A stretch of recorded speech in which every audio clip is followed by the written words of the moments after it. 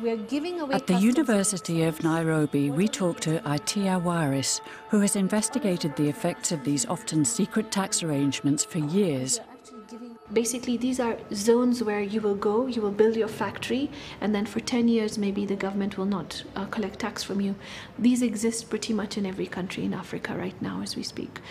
And what we've discovered in all the countries is that when that 10-year period ends, they close up and they move. So that's what has happened. In the Kenyan EEZs, there are no companies that last longer than 10 years. And if they have, the ownership has changed. So when the ownership changes, then the tax holiday gets extended by an additional 10 years. When companies investing, mining companies are investing in a country, they're coming because that natural resource exists in that country. It's not because of the tax. They're coming. The minerals are not going to be able to move. They're not going to take a walk across the border because you raise up your tax. But for some reason, this concept has just not penetrated into developing country governments. They still think that they have to beg multinational corporations to come into the country and then beg them to set up. But what actually happens is they take the resources and then they go. This is crazy. The whole point of a tax holiday is that you get a break for 10 years while you set up your business, you crystallize it, then you start to show profit. Then you're in the country and making profits and paying taxes. That was the point of giving you the 10-year startup. Not that you come in, invest, extract as much as you can, and then leave the country. That's exploitation. When they don't pay their fair share, government looks for tax in another place. And inevitably, especially in my continent, they're looking for it in VAT. With VAT, it is the products that you use, the food that you eat, the water that you drink sometimes has VAT on it, the Pampers that you buy for your child, even the milk powder that you're going to use to feed your baby. So VAT is paid by the end user of the product, which is you and me and everybody else. And that means poor people are paying a larger percentage of their salaries in tax. I don't think that's fair, because no matter where you go in the world now, people are poor. People don't have housing. People are losing their houses and have to go on to government subsidies. That is the direction of society right now, and it has to be reversed. And actually, we now know where the money is. It's parked in these offshore havens. And if it can be moved, they move it. But if it can't be moved, it sits there.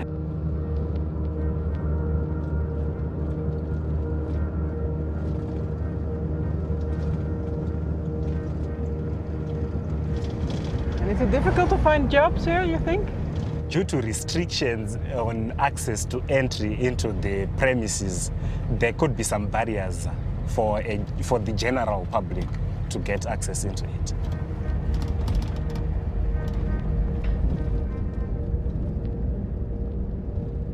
This whole nation-state system has become kind of obsolete from the standpoint of taxation. And what you've had is the rise of tax competition. So, the UK cuts its tax rate in February to 20%. Canada cut their corporate tax rate to 15%. European countries will then respond. You basically have a race to the bottom.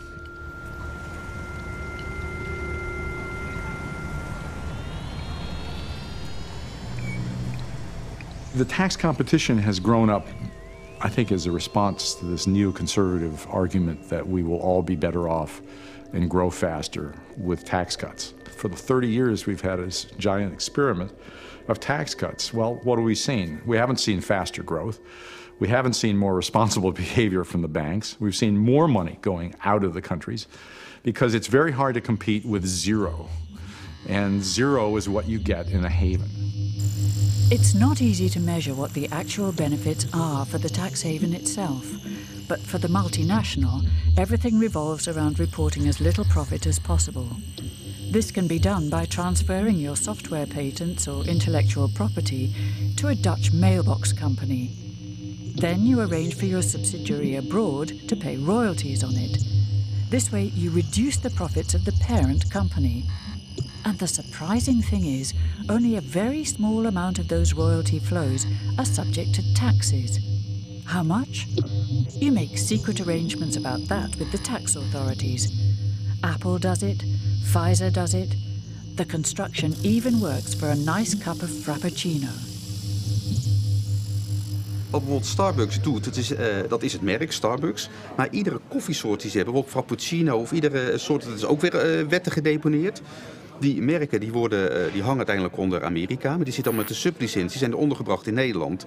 Dus op het moment, iedere keer dat er bijvoorbeeld in Duitsland of in Frankrijk of willekeurig land een Starbucks-vestiging wordt geopend, maar iedere keer als mensen bijvoorbeeld een cappuccino bestellen of wat dan ook, is er iedere keer weer, moet je een deeltje merkrecht gaan betalen. Dat vloeit dan weer naar Nederland. En dat soort dingen zijn soms in die jaarstukken heel moeilijk te zien. Toch, Starbucks blijft een fascinerend voorbeeld, omdat het is een bedrijf dat zich natuurlijk ook op een website enorm profileert. De koffie bijvoorbeeld is vaak fairtrade, daar pochen ze mee. Als je naar een website gaat, dan zie je ook dat ze gebouwen proberen te ontwikkelen die helemaal energie-neutraal zijn. Dus een hele manier, een hele PR, een hele marketing.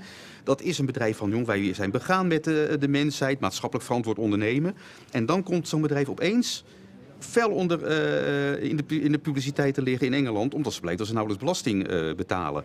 Ja, dat is natuurlijk voor zo'n bedrijf is dat killing.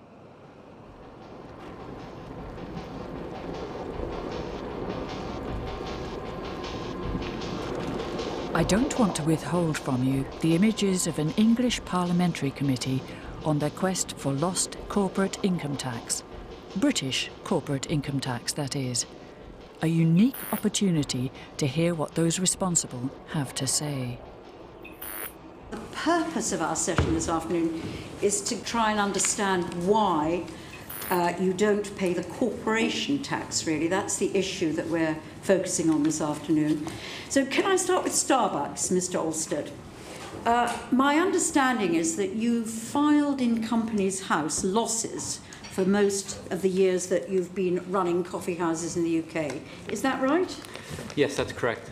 The other thing that is odd to me is that if you've made losses in the UK over 15 years, what on earth are you doing business here?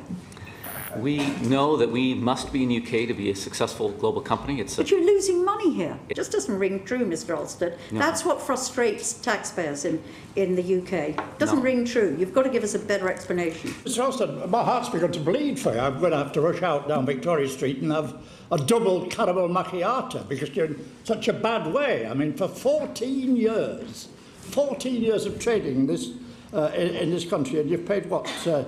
1.6 million in corporation tax. I mean, you're either running the business very badly or there's some fiddle going on. Our accountant, Richard Murphy himself, was tweeting questions and comments from the public gallery during the hearing of the Parliamentary Committee. He has proved to be an indispensable source by mapping the tax evasion in offshore industry. Accountancy is deliberately hiding what is going on in tax havens, making sure that secrecy is always going to happen. Now, I should be clear here. I was trained by KPMG. So, a long time ago, I worked for one of these firms. I'm still bound not to talk about client affairs from 30 plus years ago. I can't do that. I'm not allowed to talk about them. I can't, I won't, because that is fundamental to the Code of Ethics. What would happen if you would do that? Oh, I could be struck off as an accountant. I could lose my professional status. I could be fined. I could be sued by the client. So, therefore, there is a considerable climate of fear inside of all of these organisations, accounting, lawyers, bank, that you will toe the line, you will not speak, and those who do, the whistleblowers, will forever not work. You're paying on royalties in the Netherlands, aren't you? Is there a special low tax regime in the Netherlands on royalties? Yes, there is. We have a tax ruling that we've had since So it's less? Oh, yes, it's a very low tax rate. So there is a tax advantage to you for paying the royalties in the Netherlands? It's a favourable tax rate that we have in the Netherlands on all income that comes in from all over the region. That's why you put it into the Netherlands? It's not why, but it is an attractive reason to be there. There's no question. It's why. What is the tax rate you pay in the Netherlands? I'm very happy to provide that to the committee. I am bound confidentially to the Dutch government on that. Just confidential. Confidential to whom? Sorry. The tax authority, under our Dutch ruling, they've asked us not to share that publicly. And you have a special arrangement to allow you to pay less tax in the Netherlands? Yes, it's a low tax ruling that we have in place. And it's for that reason that you therefore transfer the profits from the UK which are booked as losses in the UK into the Netherlands. Some of that then goes back to the States, but the rest of it is paid at a lower tax rate in the Netherlands under a Dutch tax ruler. We've been communicated to... You don't want to reveal to us. Susie, from the perspective your of the British chap is nodding behind. It's a sweetheart deal you don't want to reveal to us. Chair, I think there might be some issues we should be raising with the Dutch government. Well, I'm just wondering, is it the Dutch authorities that said you couldn't reveal it? Yes. They've asked us to hold that in confidence over time. Okay. The other thing I would also highlight, we have paid in excess of 100 million in payroll taxes in the last 5 years.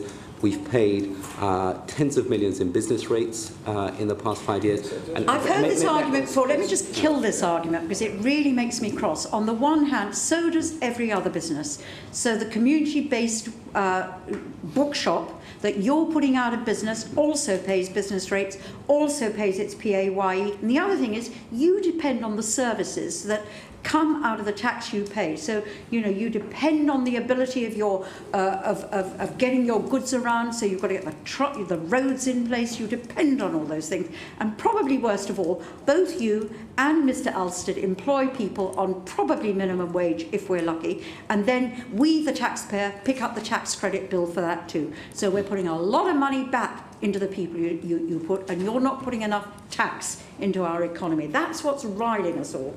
I don't. Sorry, I shouldn't have done that. This is the idea about, you know, the corporations, the Amazons, the Googles, the Starbucks, the idea that there are two faces to these organisations. You have the public face, and some of them offer very good services. It's, you know, they're consumer orientated. They deliver stuff to your door. It's remarkable. Then you have this underground secret side of what's going on.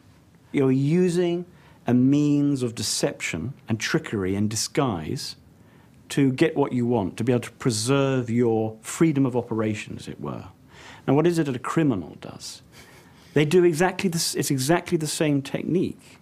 They will set up a system which they cover their tracks to show to the outside world that, you know, I'm fine, I'm an honest guy, but really you've got some dirty business going on underneath. Or, I mean, dirty, you know, you're hiding something.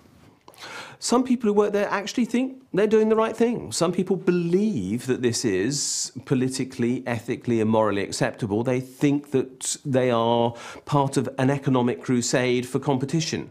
Now, that means that they might be doing something which is called the MIGO principle. My eyes glaze over. You actually look at one little bit, it's okay. When you look at the whole thing, it fails. Do the auditors stand back and necessarily look at whole structures and arrangements and say, is this acceptable as a whole? I don't know.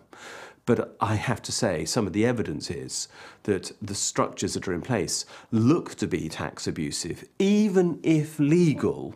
And let's stress, you can be tax abusive and legal at the same time. In other words, you're working within the gaps in the law, because that's what I define tax avoidance as.